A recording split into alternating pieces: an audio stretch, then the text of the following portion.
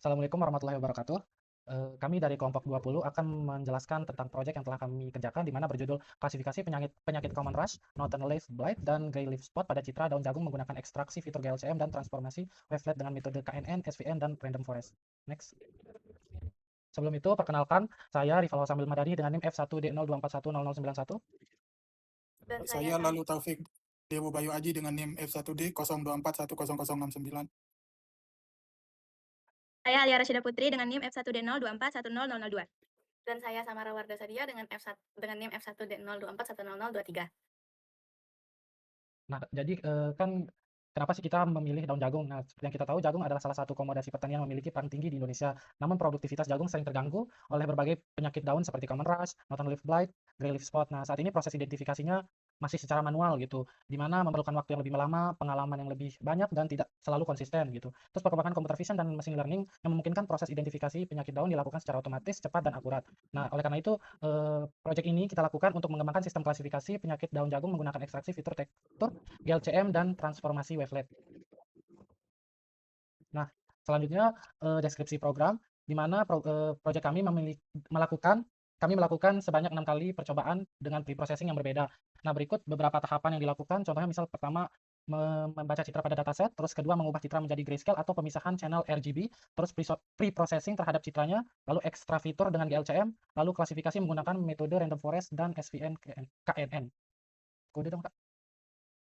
Nah, ini contoh kodenya. Yang pertama import library, terus terus ada fungsi resize untuk kita gunakan. Lalu tahapan pertama itu kita load database, dataset sorry, di mana akan nampilin diagram batang untuk masing-masing klasifikasi gitu. Untuk satu di sini datasetnya untuk masing-masing klasifikasi itu ada 100 citra.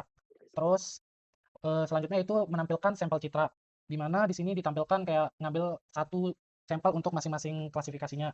Next. Habis itu kita ubah ke gray, habis itu melakukan pre-processing, contohnya di sini percobaan 1, pre-width dan median. Terus next sampai bawah dah.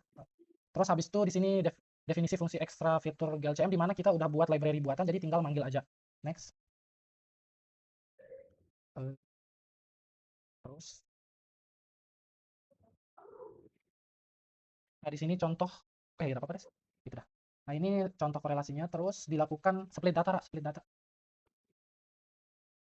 Nah, jadi di sini dilakukan split data di mana untuk melakukan training dan testing 70 untuk training dan 30 untuk testing. Next.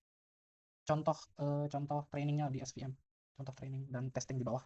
Nah, yang itu. Nah, ini hasil contoh training set di mana untuk random forest itu akurasinya sekitar 0,97, terus untuk testing setnya itu 0,84. Next. Nah, setelah kita melakukan testing, kita mencoba untuk mencari atau kayak benar-benar nyoba dari program yang udah kita buat. Di sini akan nampilin confusion matrix untuk masing-masing metode. Next. Lalu akan menampilkan tabel perbandingan model untuk random forest, SVN, dan KNN. Mungkin itu sekian contoh kodenya. Lalu kemudian di sini ada dataset yang kita gunakan. Nah, dataset yang kita gunakan dalam penelitian ini terdiri dari citra jagung yang telah dikategorikan berdasarkan jenis penyakitnya. Nah, jadi dataset ini tuh menyangkup 4 kelas utama yang kita pakai di proyek kita kali ini, yaitu ada healthy yang seperti ini, terus common rush yang seperti ini, terus ada northern leaf blight yang seperti ini, lalu ada juga kelas grey leaf spot seperti ini. Nah, masing-masing kelas terdiri dari 100 citra daun seperti yang dilihat pada kode sebelumnya yang digunakan sebagai data penelitian. Seluruh citra kemudian melalui tahapan preprocessing, ekstraksi fitur menggunakan transformasi wavelet dan gray level co-occurrence matrix atau GLCM serta proses klasifikasi menggunakan metode KNN, SVM, dan random forest. Nah, untuk kategori yang pertama, kategori ini berisi citra daun jagung dalam kondisi sehat tanpa gejala penyakit. Daun memiliki pertumbuhan normal dan tidak menunjukkan adanya kerusakan jaringan seperti ini. Karakter visual yang dapat diamati itu warna hijau segar dan merata pada seluruh permukaan daun. Nah, kemudian daun yang halus dan konsisten. Kemudian struktur tulang daun terlihat jelas dan normal. Juga tidak terdapat bercak, perubahan warna atau nekrosis. Kemudian permukaan daun rata tanpa kerusakan atau deformasi. Dan terakhir pertumbuhan daun tampak optimal dan sehat. Jadi kategori yang selanjutnya ini yaitu daun jagung yang terinfeksi oleh northern leaf blight yang disebabkan oleh jamur Exerohilum tursicum.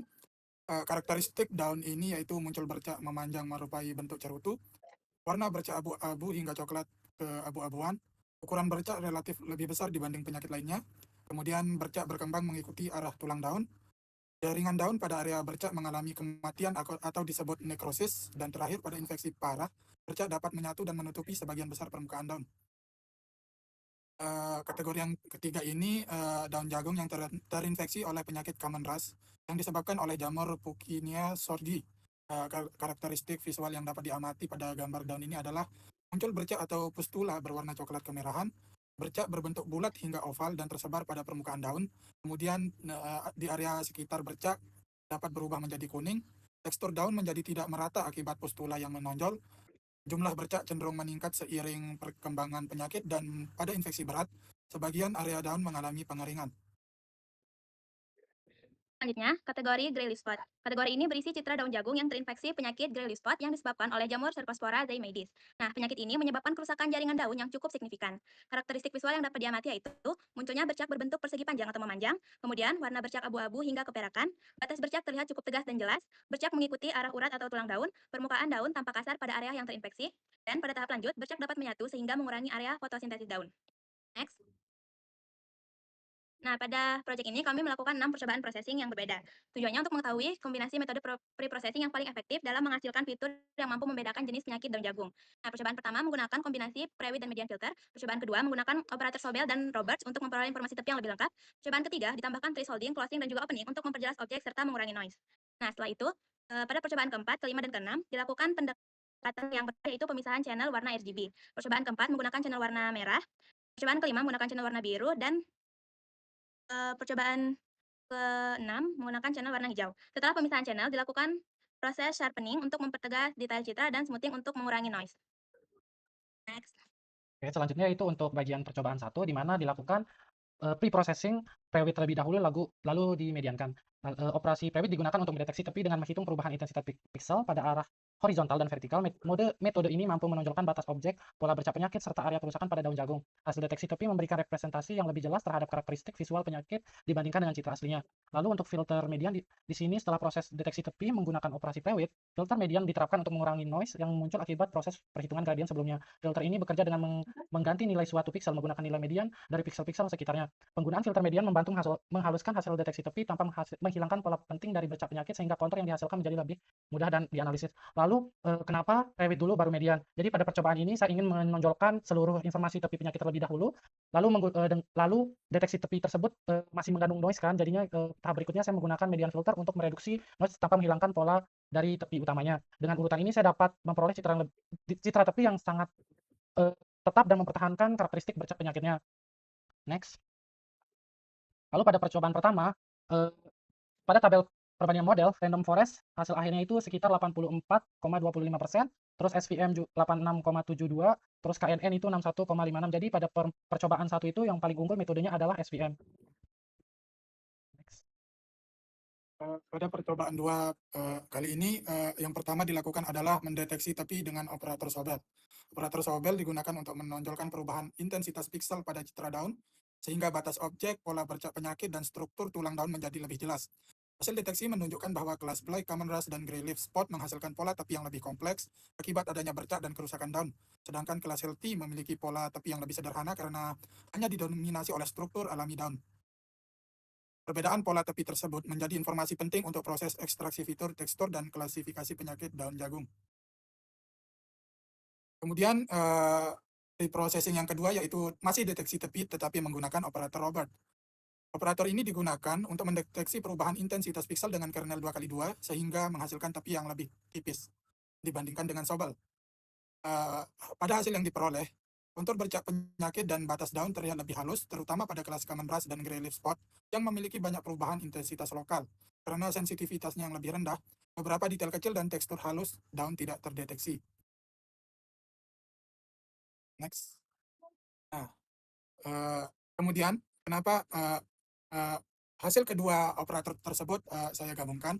Hasil gabungan diperoleh dengan mengambil nilai maksimum dari kedua citra deteksi tepi, sehingga informasi tepi yang terdeteksi oleh salah satu operator tetap dipertahankan.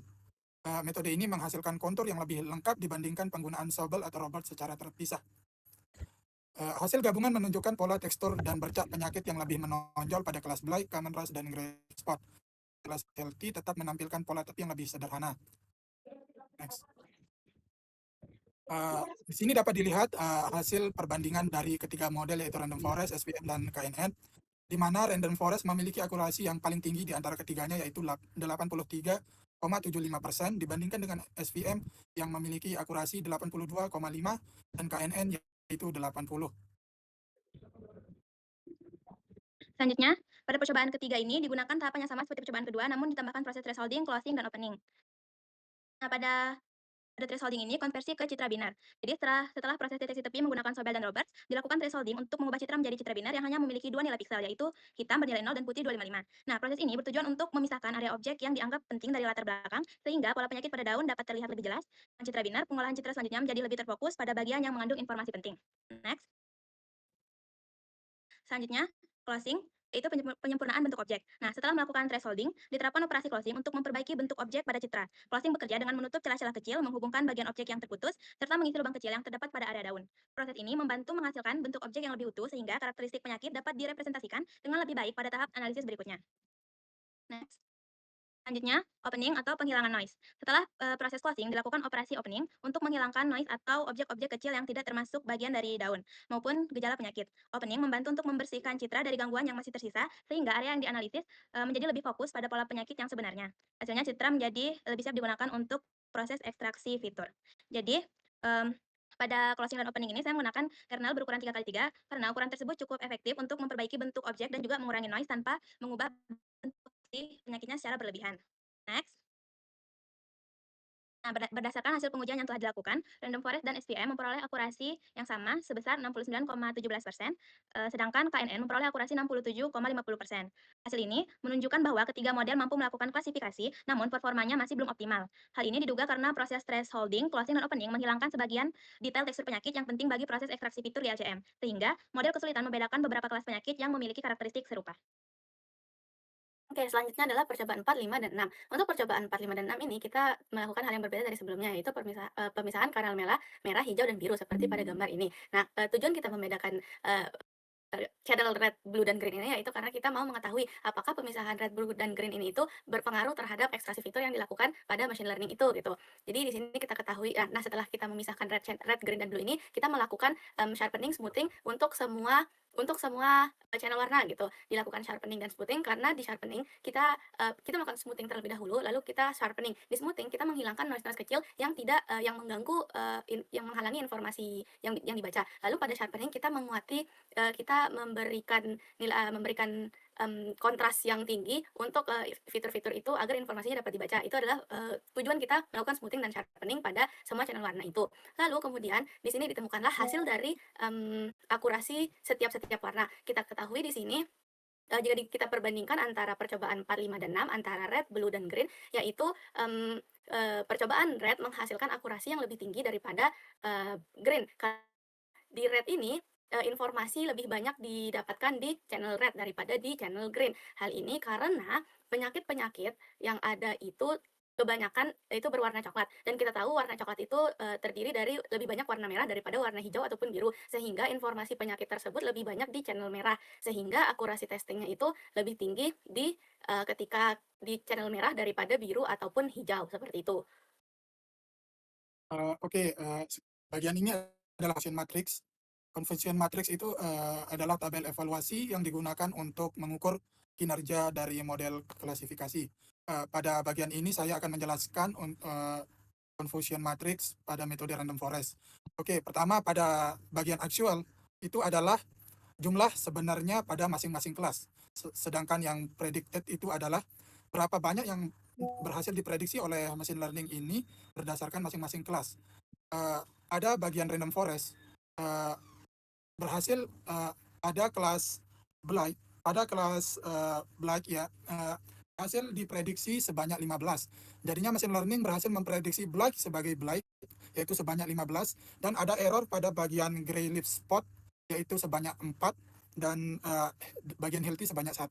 Kemudian pada bagian common rust, machine learning berhasil memprediksi common rust sebagai common rust, yaitu sebanyak 20 dan tanpa ada error sedikit pun.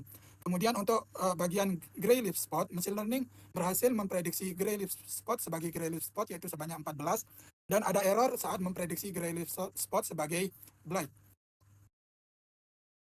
Kemudian pada bagian healthy, Machine learning berhasil memprediksi healthy sebagai healthy yaitu sebanyak 18.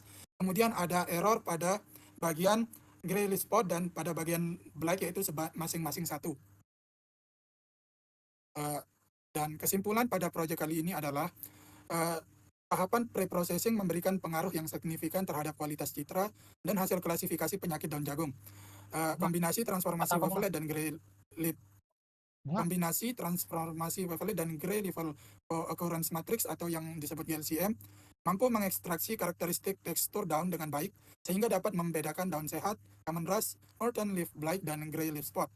Selanjutnya, hasil pengujian menunjukkan bahwa metode random forest memberikan performa klasifikasi yang lebih baik dibandingkan SVM dan KNN pada sebagian besar percobaan. Dengan demikian, sistem yang dikembangkan mampu membantu proses identifikasi penyakit daun jagung secara otomatis, lebih cepat dan lebih konsisten dibandingkan pengamatan secara manual. Oke, itu sekian dari presentasi penjelasan dari proyek yang telah kami buat. Untuk kekurangannya kami mohon maaf. Sekian, wassalamualaikum warahmatullahi wabarakatuh.